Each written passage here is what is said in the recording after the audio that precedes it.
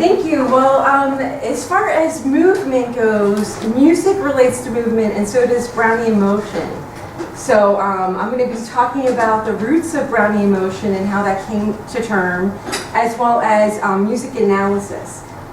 So a lot of times, traditionally, analyzing music has been more qualitative in nature and not quantitative. So this is all about quantitative measures of music.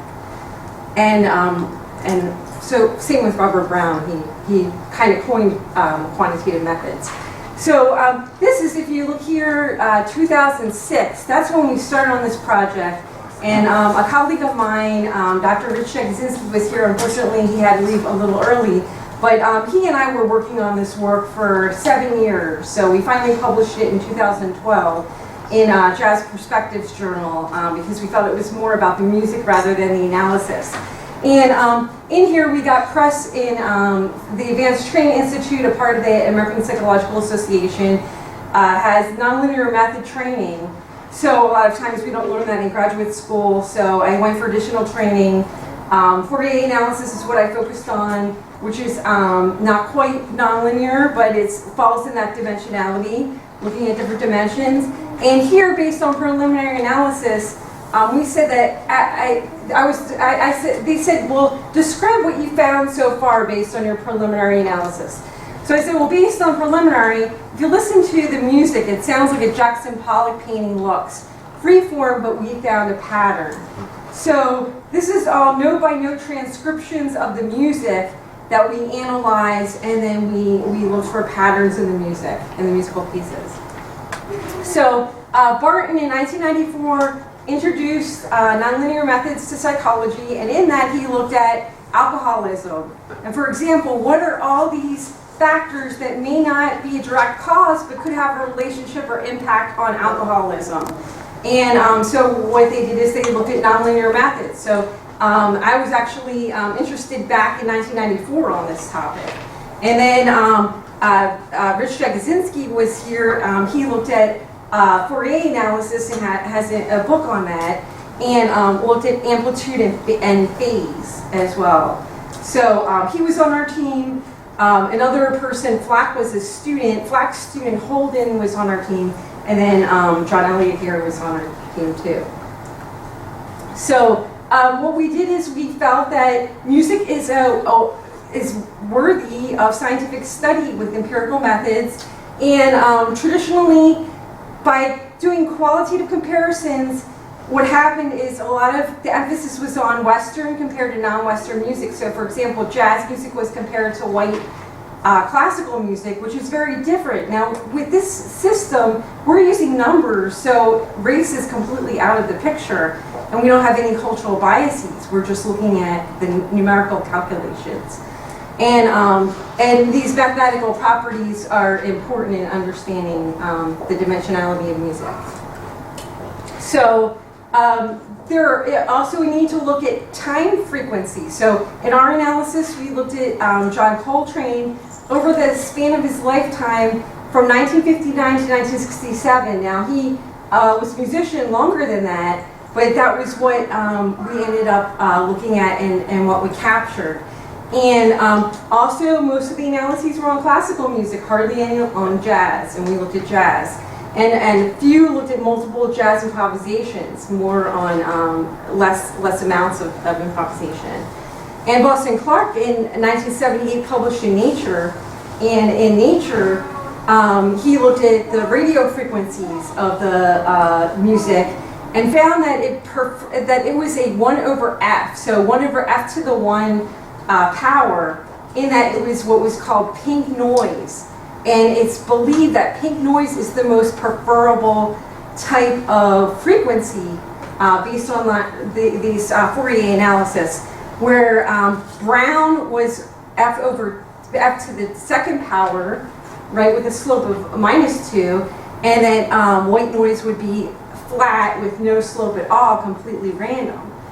So that's what we were looking at. So these are the past people, all the musicians that were analyzed in Fourier analysis and nonlinear analysis.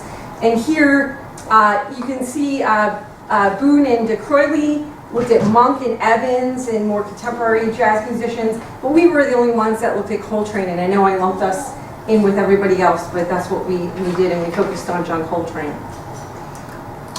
So a little bit again about, this is the color coding, so 1/F is pink, so if we had 20 dice, and we had 6 sides on that, then we would have a random variation. So even it would be about 3 octaves of notes in variation, and that would be how it would be calculated. So there is some complexity, but it's not total chaos.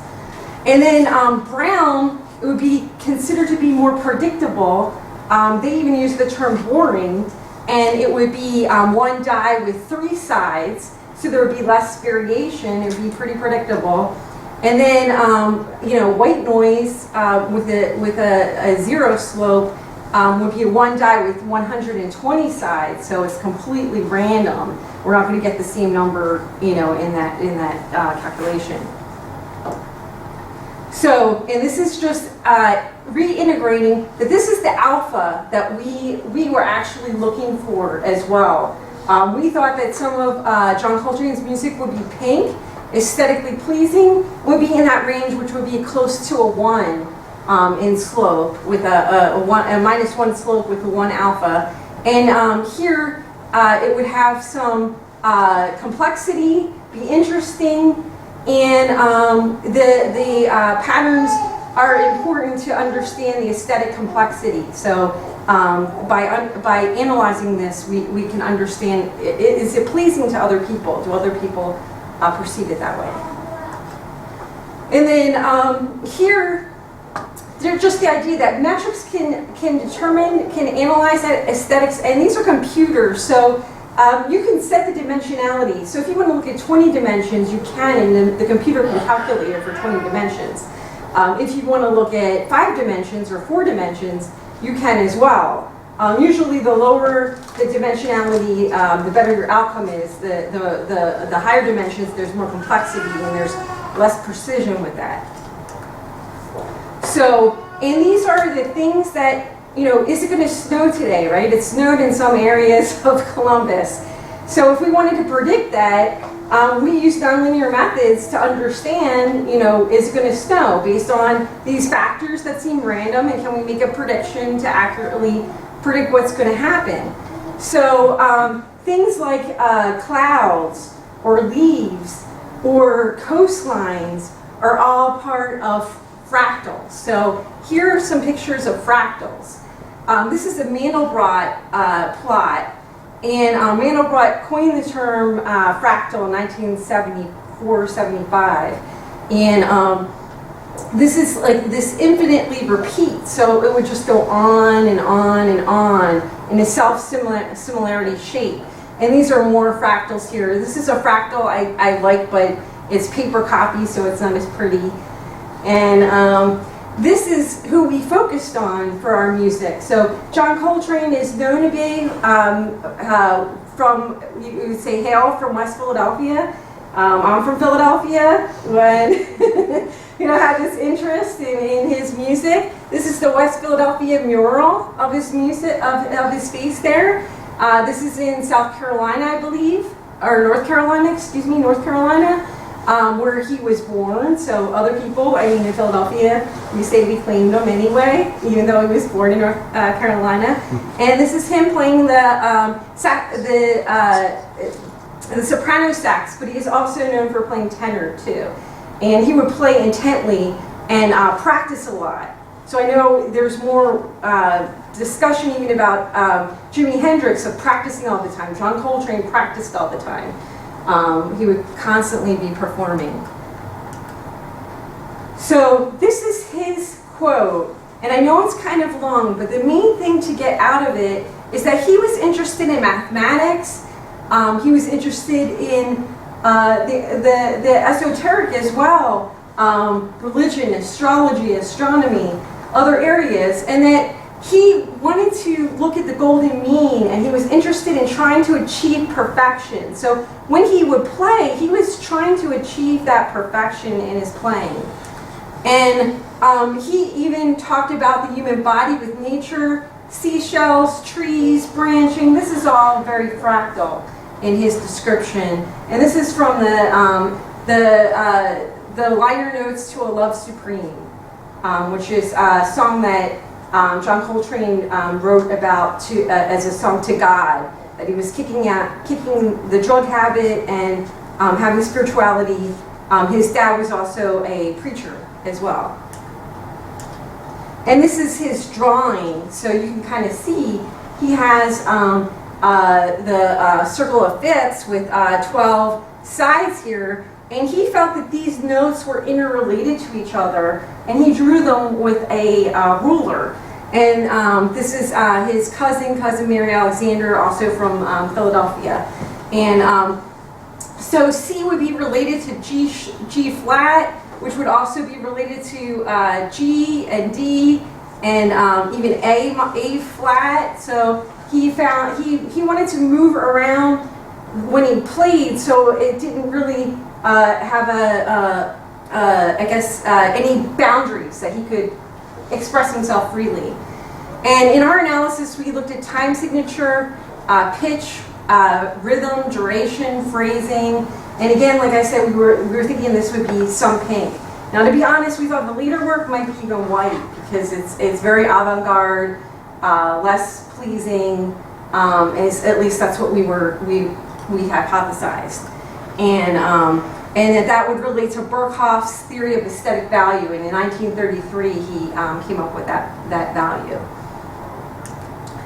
And so just to reiterate, we had 2 songs from 2 different albums for all 9 years. So we had a total of 18 songs. And the transcriptions, some of them are less frequently played. So the Ohio State Music Library now has the scripts of Andrew White's transcriptions. So we have them here. And it's a special collection. Not every university has them. And he transcribed every single piece practically. So there are over 700 transcriptions that he did. So some of the material came from Andrew White, and some were the standard Hal Leonard publications. And then we used Humdrum. David Haran in the music department here came up with freeware, and we used that freeware to analyze our music. And we used semitones. And this is, there are 2 pieces, so I'm going to play them for you. Raise your hand if you like the piece, okay?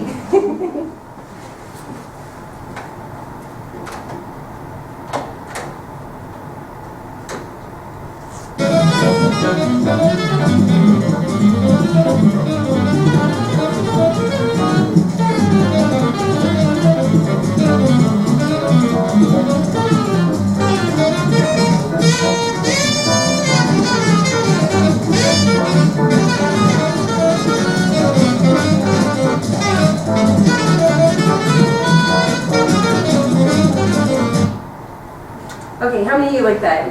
Okay, good.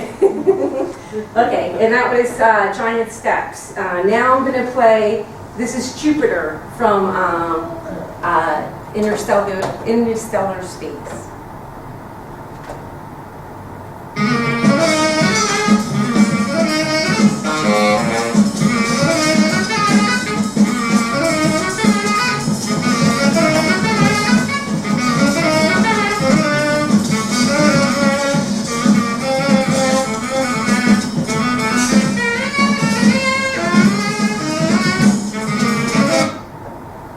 Okay, how many of you like that piece?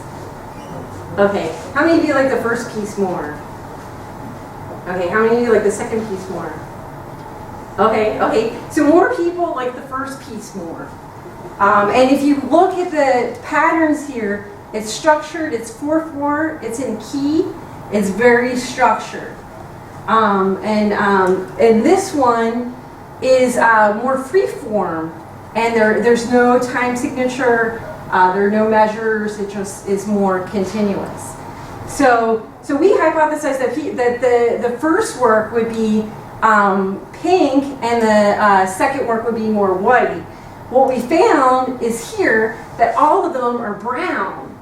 So they're considered to be more predictable. However, if you look at Jupiter here, it's 1.65 alpha, which is closer to pink than 1.76, right? So we think, hey, people like the second piece more, right? Maybe not, you know, from what I've seen here, more people like the first piece. So maybe we have to look at the theory of aesthetic value. So this is the slope here, close to 2. This is the mutual information, which emphasizes the eighth note patterns, which is standard in jazz music as well. And then that was giant steps. And then Jupiter, you can see it's whitened here, more pink, but still brown, and less structure, less of a pattern in the notes. So, so what we said is, hey, this is Brownian motion, and not only is it Brownian motion, it's anti-persistent fractional Brownian motion, because the correlations vary from note to note, going up and down. And this is Robert Brown, and this is also in Ohio State's Library Special Collections, where you can't bring anything with you.